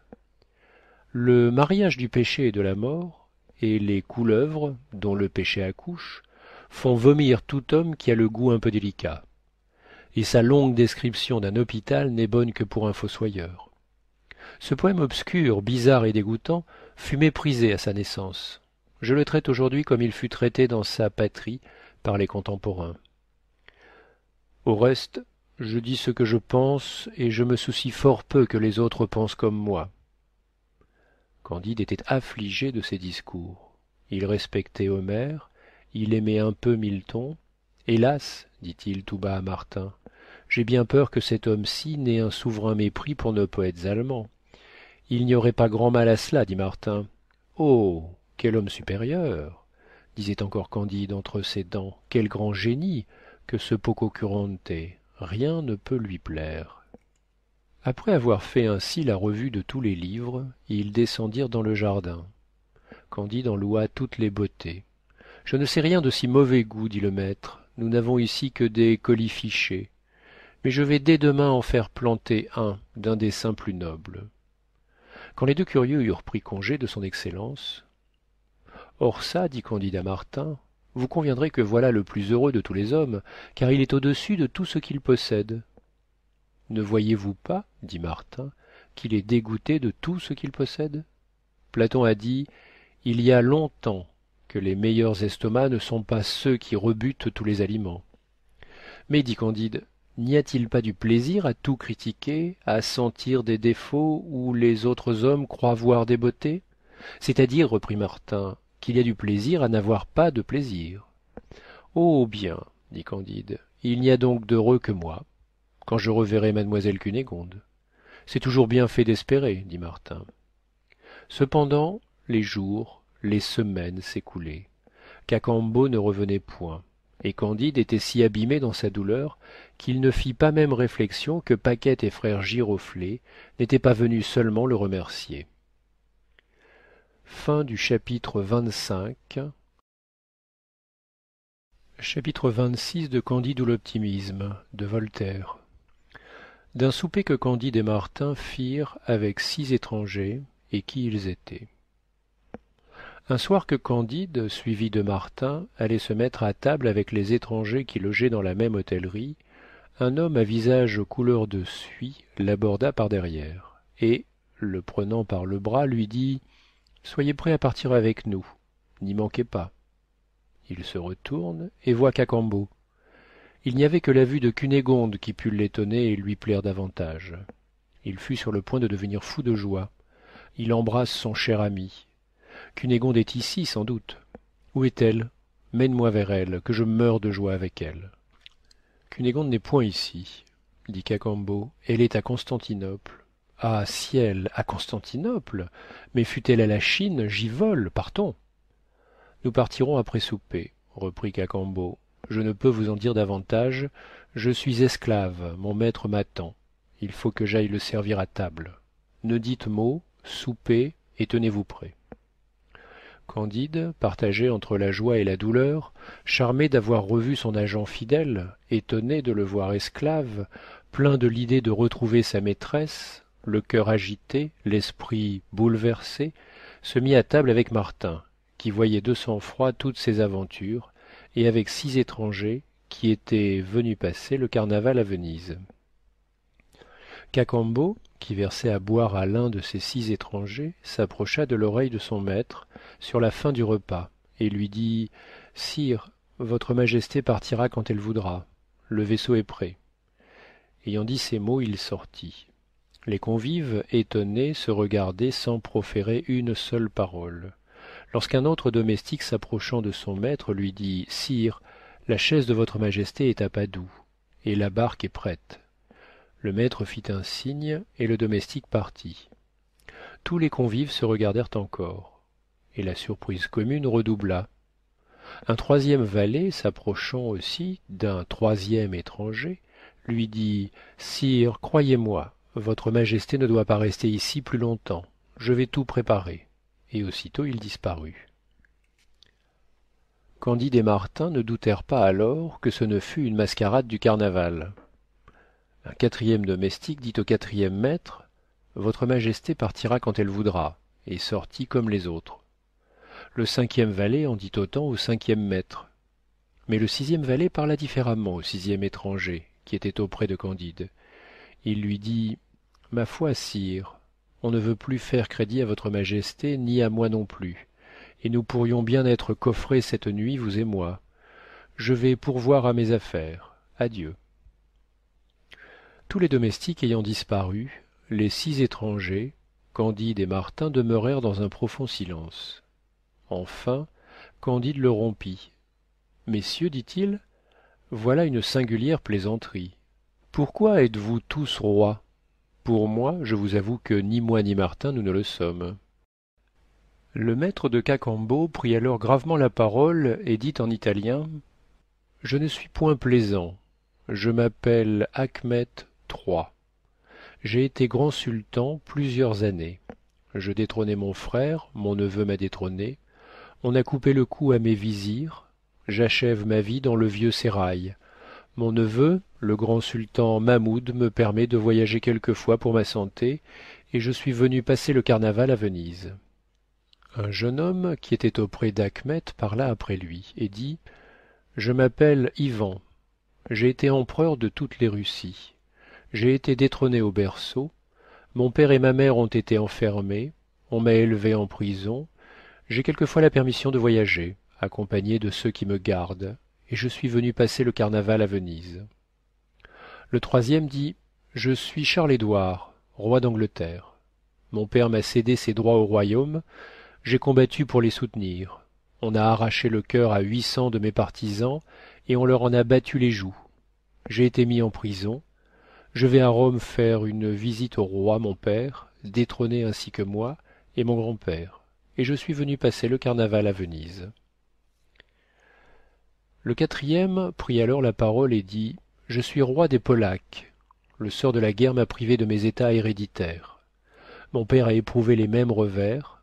Je me résigne à la providence, comme le sultan Achmet, l'empereur Ivan et le roi Charles-Édouard, à qui Dieu donne une longue vie. Et je suis venu passer le carnaval à Venise. » Le cinquième dit « Je suis aussi roi des Polaques. J'ai perdu mon royaume 2 fois. Mais la Providence m'a donné un autre état dans lequel j'ai fait plus de bien que tous les rois des Sarmates ensemble n'en ont jamais pu faire sur les bords de la Vistule. Je me résigne aussi à la Providence, et je suis venu passer le carnaval à Venise. » Il restait au sixième monarque à parler.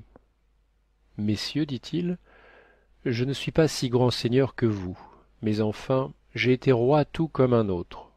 Je suis Théodore. On m'a élu roi en Corse. On m'a appelé Votre Majesté, et à présent à peine m'appelle-t-on Monsieur. J'ai fait frapper de la monnaie, et je ne possède pas un denier. J'ai eu 2 secrétaires d'État, et j'ai à peine un valet. Je me suis vu sur un trône, et j'ai longtemps été à Londres en prison sur la paille. J'ai bien peur d'être traité de même ici, quoique je sois venu, comme Vos Majestés, passer le carnaval à Venise. » Les 5 autres rois écoutèrent ce discours avec une noble compassion. Chacun d'eux donna 20 sequins au roi Théodore pour avoir des habits et des chemises. Candide lui fit présent d'un diamant de 2000 sequins. « Quel est donc, disaient les 5 rois, cet homme qui est en état de donner 100 fois autant que chacun de nous, et qui le donne? Êtes-vous roi, aussi, monsieur ? » « Non, messieurs, et n'en ai nulle envie. » dans l'instant qu'on sortait de table, il arriva dans la même hôtellerie 4 altesses sérénissimes qui avaient aussi perdu leurs états par le sort de la guerre et qui venaient passer le reste du carnaval à Venise. Mais Candide ne prit pas seulement garde à ces nouveaux venus. Il n'était occupé que d'aller trouver sa chère Cunégonde à Constantinople. Fin du chapitre 26. Chapitre 27 de Candide ou l'optimisme de Voltaire. Voyage de Candide à Constantinople. Le fidèle Cacambo avait déjà obtenu du patron turc qui allait reconduire le sultan Achmet à Constantinople qu'il recevrait Candide et Martin sur son bord. L'un et l'autre s'y rendirent après s'être prosternés devant sa misérable hôtesse. Candide, chemin faisant, disait à Martin: « Voilà pourtant 6 rois détrônés avec qui nous avons soupé. Et encore, dans ces 6 rois, il y en a un à qui j'ai fait l'aumône. Peut-être y a-t-il beaucoup d'autres princes plus infortunés. Pour moi, je n'ai perdu que 100 moutons, et je vole dans les bras de Cunégonde. Mon cher Martin, encore une fois, Pangloss avait raison, tout est bien. » « Je le souhaite, dit Martin. »« Mais, dit Candide, voilà une aventure bien peu vraisemblable que nous avons eue à Venise. On n'avait jamais vu ni ouï conter que 6 rois détrônés soupassent ensemble au cabaret. Cela n'est pas plus extraordinaire, dit Martin, que la plupart des choses qui nous sont arrivées. Il est très commun que des rois soient détrônés, et à l'égard de l'honneur que nous avons eu de souper avec eux, c'est une bagatelle qui ne mérite pas notre attention. Qu'importe avec qui l'on soupe, pourvu qu'on fasse bonne chère. »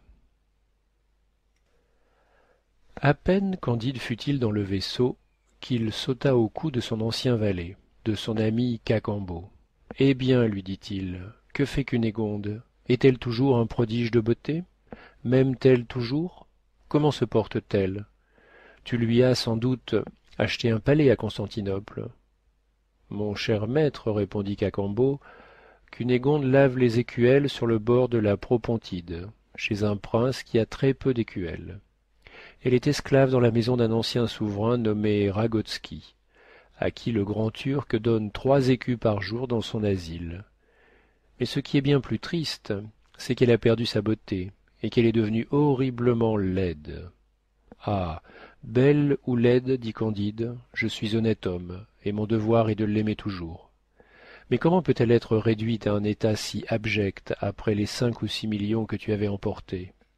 Bon, dit Cacambo, ne m'en a-t-il pas fallu donner 2 au seigneur Don Fernando d'Ibaraha y Figueora y Mascarenes y Lampurdos y Souza, gouverneur de Buenos Aires, pour avoir la permission de reprendre mademoiselle Cunégonde? Et un pirate ne nous a-t-il pas bravement dépouillés de tout le reste? Ce pirate ne nous a-t-il pas menés au cap de Matapan, à Milo, à Nicarie, à Samos, à Pétra, aux Dardanelles, à Marmara, à Scutari?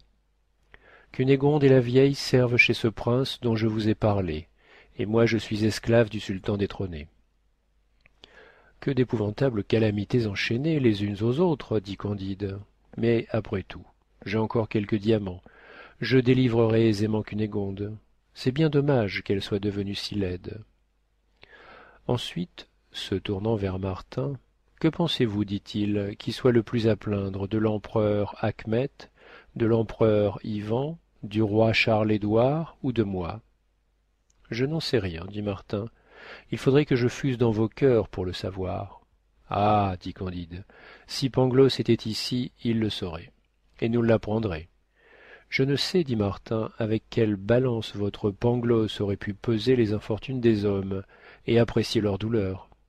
Tout ce que je présume, c'est qu'il y a des millions d'hommes sur la terre 100 fois plus à plaindre que le roi Charles-Édouard, l'empereur Ivan et le sultan Achmet. Cela pourrait bien être, dit Candide. On arriva en peu de jours sur le canal de la mer Noire.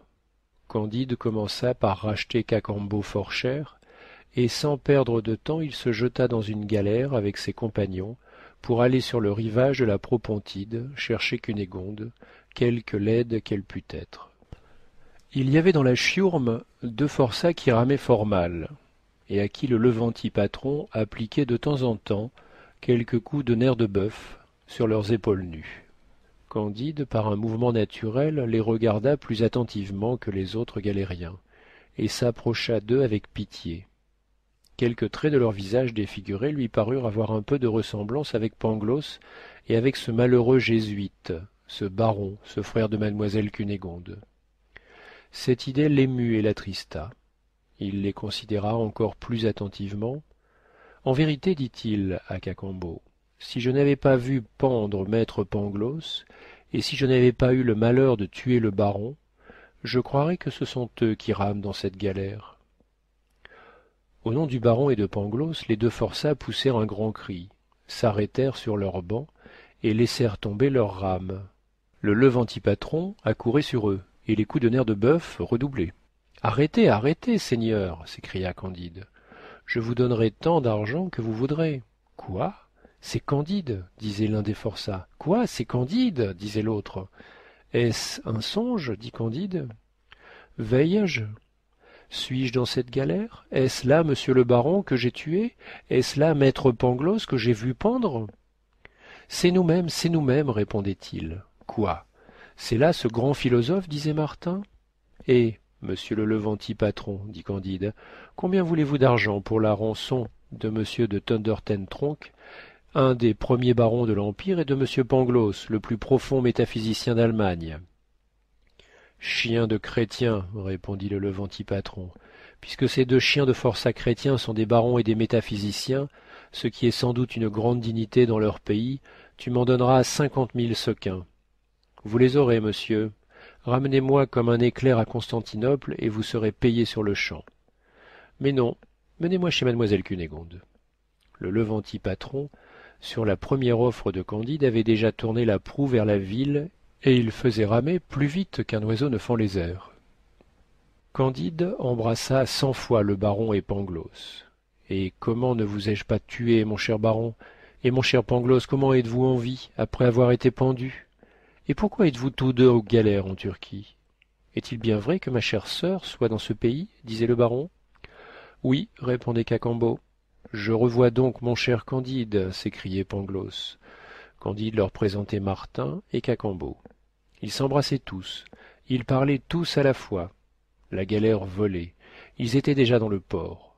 On fit venir un juif à qui Candide vendit pour 50 000 sequins un diamant de la valeur de 100 000, et qui lui jura par Abraham qu'il n'en pouvait donner davantage. Il paya incontinent la rançon du baron et de Pangloss.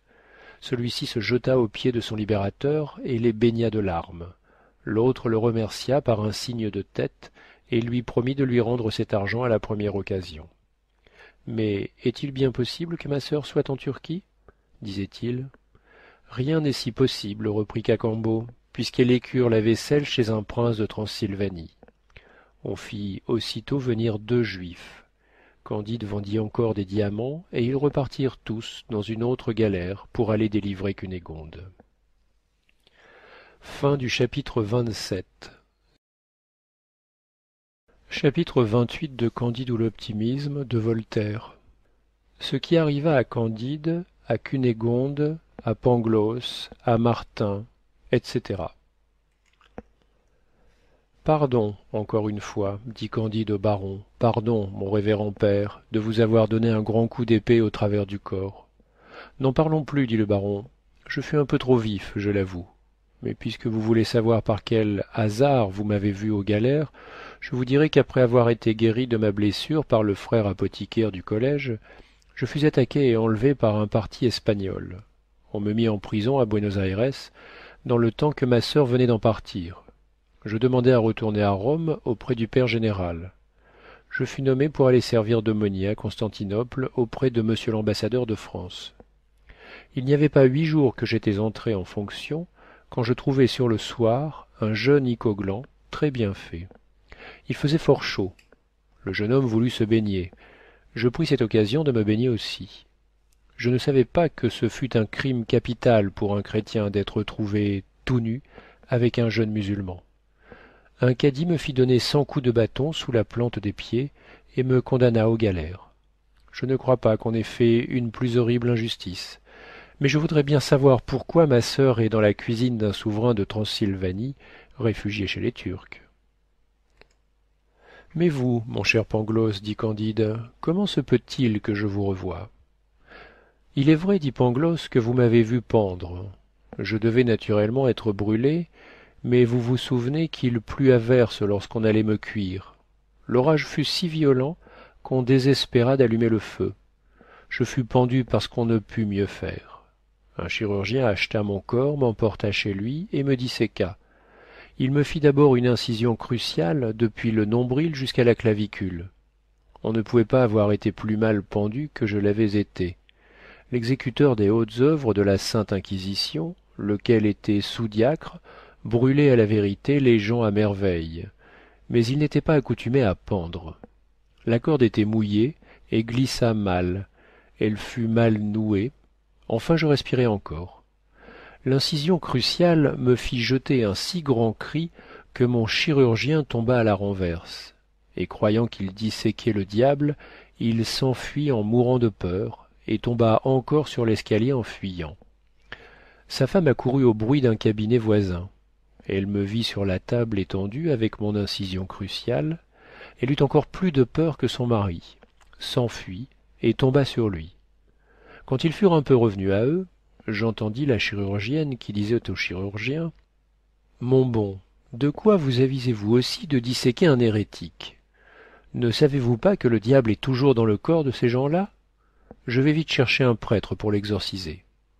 Je frémis à ce propos, et je ramassai le peu de force qui me restait pour crier: Ayez pitié de moi! Enfin, le barbier portugais s'enhardit. Il recousit ma peau. Sa femme même eut soin de moi. Je fus sur pied au bout de 15 jours. Le barbier me trouva une condition et me fit laquais d'un chevalier de Malte qui allait à Venise. Mais mon maître n'ayant pas de quoi me payer, je me mis au service d'un marchand vénitien, et je le suivis à Constantinople. Un jour il me prit fantaisie d'entrer dans une mosquée. Il n'y avait qu'un vieux imam et une jeune dévote très jolie qui disait ses patenôtres.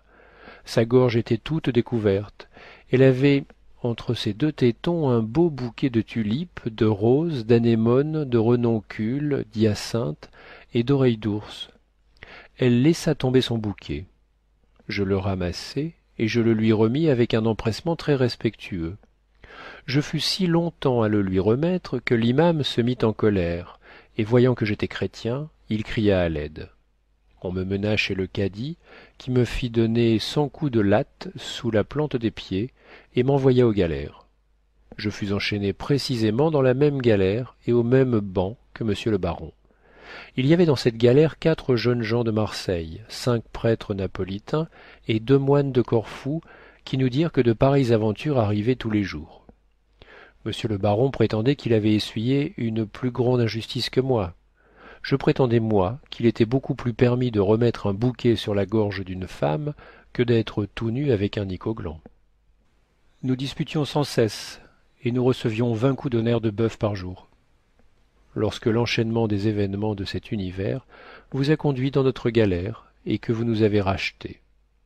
Eh bien, mon cher Pangloss, lui dit Candide, quand vous avez été pendu, disséqué, roué de coups, et que vous avez ramé aux galères, avez-vous toujours pensé que tout allait le mieux du monde?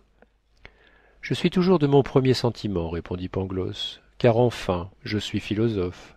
Il ne me convient pas de me dédire. Leibniz ne pouvant pas avoir tort, et l'harmonie préétablie étant d'ailleurs la plus belle chose du monde, aussi bien que le plein et la matière subtile.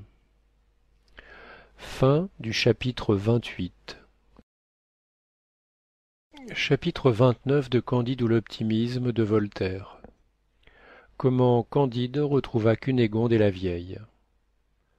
Pendant que Candide, le baron, Pangloss, Martin et Cacambo contaient leurs aventures, qu'ils raisonnaient sur les événements contingents ou non contingents de cet univers, qu'ils disputaient sur les effets et les causes, sur le mal moral et sur le mal physique, sur la liberté et la nécessité, sur les consolations que l'on peut éprouver lorsqu'on est aux galères en Turquie, ils abordèrent sur le rivage de la Propontide, à la maison du prince de Transylvanie. Les premiers objets qui se présentèrent furent Cunégonde et la vieille, qui étendaient des serviettes sur des ficelles pour les faire sécher. Le baron pâlit à cette vue. Le tendre amant Candide, en voyant sa belle Cunégonde rembrunie, les yeux éraillés, la gorge sèche, les joues ridées, les bras rouges et écaillés, recula 3 pas, saisi d'horreur, et avança ensuite par bon procédé. Elle embrassa Candide et son frère. On embrassa la vieille. Candide les racheta toutes 2. Il y avait une petite métairie dans le voisinage. La vieille proposa à Candide de s'en accommoder, en attendant que toute la troupe eût une meilleure destinée. Cunégonde ne savait pas qu'elle était enlaidie, personne ne l'en avait avertie. Elle fit souvenir Candide de ses promesses, avec un ton si absolu que le bon Candide n'osa pas la refuser. Il signifia donc au baron qu'il allait se marier avec sa sœur. « Je ne souffrirai jamais, dit le baron, une telle bassesse de sa part et une telle insolence de la vôtre. Cette infamie ne me sera jamais reprochée. Les enfants de ma sœur ne pourraient entrer dans les chapitres d'Allemagne. Non, jamais. Ma sœur n'épousera qu'un baron de l'Empire. » Cunégonde se jeta à ses pieds et les baigna de larmes. Il fut inflexible. « Maître fou, lui dit Candide, je t'ai réchappé des galères, j'ai payé ta rançon, j'ai payé celle de ta sœur, elle lavait ici des écuelles, elle est laide, j'ai la bonté d'en faire ma femme, et tu prétends encore t'y opposer? Je te retuerais si j'en croyais ma colère. Tu peux me tuer encore, dit le baron, mais tu n'épouseras pas ma sœur de mon vivant. Fin du chapitre 29. Chapitre 30 de Candide ou l'optimisme de Voltaire. Conclusion. Candide, dans le fond de son cœur, n'avait aucune envie d'épouser Cunégonde. Mais l'impertinence extrême du baron le déterminait à conclure le mariage. Et Cunégonde le pressait si vivement qu'il ne pouvait s'en dédire. Il consulta Pangloss, Martin et le fidèle Cacambo. Pangloss fit un beau mémoire par lequel il prouvait que le baron n'avait nul droit sur sa sœur et qu'elle pouvait, selon toutes les lois de l'Empire, épouser Candide de la main gauche. Martin conclut à jeter le baron dans la mer. Cacambo décida qu'il fallait le rendre au Levanti patron et le remettre aux galères, après quoi on l'enverrait à Rome au père général par le premier vaisseau. L'avis fut trouvé fort bon. La vieille l'approuva. On n'en dit rien à sa sœur. La chose fut exécutée pour quelque argent, et on eut le plaisir d'attraper un jésuite et de punir l'orgueil d'un baron allemand. Il était tout naturel d'imaginer qu'après tant de désastres, Candide, marié avec sa maîtresse et vivant avec le philosophe Pangloss, le philosophe Martin, le prudent Cacambo et la vieille, ayant d'ailleurs rapporté tant de diamants de la patrie des anciens Incas, mènerait la vie du monde la plus agréable. Mais il fut tant friponné par les Juifs qu'il ne lui resta plus rien que sa petite métairie. Sa femme, devenant tous les jours plus laide, devint acariâtre et insupportable. La vieille était infirme et fut encore de plus mauvaise humeur que Cunégonde. Cacambo, qui travaillait au jardin et qui allait vendre des légumes à Constantinople, était excédé de travail et maudissait sa destinée. Pangloss était au désespoir de ne pas briller dans quelque université d'Allemagne. Pour Martin, il était fermement persuadé qu'on est également mal partout. Il prenait les choses en patience. Candide, Martin et Pangloss disputaient quelquefois de métaphysique et de morale. On voyait souvent passer sous les fenêtres de la métairie des bateaux chargés d'effendis, de bachas, de cadis, qu'on envoyait en exil à Lemnos, à Mytilène, à Erzeroum. On voyait venir d'autres cadis, d'autres bachas, d'autres effendis, qui prenaient la place des expulsés, et qui étaient expulsés à leur tour. On voyait des têtes proprement empaillées qu'on allait présenter à la sublime porte. Ces spectacles faisaient redoubler les dissertations, et quand on ne disputait pas, l'ennui était si excessif que la vieille osa un jour leur dire « Je voudrais savoir lequel est le pire, ou d'être violé 100 fois par des pirates nègres, d'avoir une fesse coupée, de passer par les baguettes chez les Bulgares, d'être fouetté et pendu dans un auto-da-fé, d'être disséqué, de ramer en galère, d'éprouver enfin toutes les misères par lesquelles nous avons tous passé, ou bien de rester ici à ne rien faire? C'est une grande question, dit Candide. Ce discours fit naître de nouvelles réflexions, et Martin surtout conclut que l'homme était né pour vivre dans les convulsions de l'inquiétude ou dans la léthargie de l'ennui. Candide n'en convenait pas, mais il n'assurait rien. Pangloss avouait qu'il avait toujours horriblement souffert, mais ayant soutenu une fois que tout allait à merveille, il le soutenait toujours, et n'en croyait rien. Une chose acheva de confirmer Martin dans ses détestables principes, de faire hésiter plus que jamais Candide et d'embarrasser Pangloss. C'est qu'ils virent un jour aborder dans leur métairie Paquette et le frère Giroflée, qui étaient dans la plus extrême misère. Ils avaient bien vite mangé leurs 3000 piastres, s'étaient quittés, s'étaient raccommodés, s'étaient brouillés, avaient été mis en prison, s'étaient enfuis, et enfin frère Giroflée s'était fait turc. Paquette continuait son métier partout et n'y gagnait plus rien. Je l'avais bien prévu, dit Martin à Candide, que vos présents seraient bientôt dissipés et ne les rendraient que plus misérables.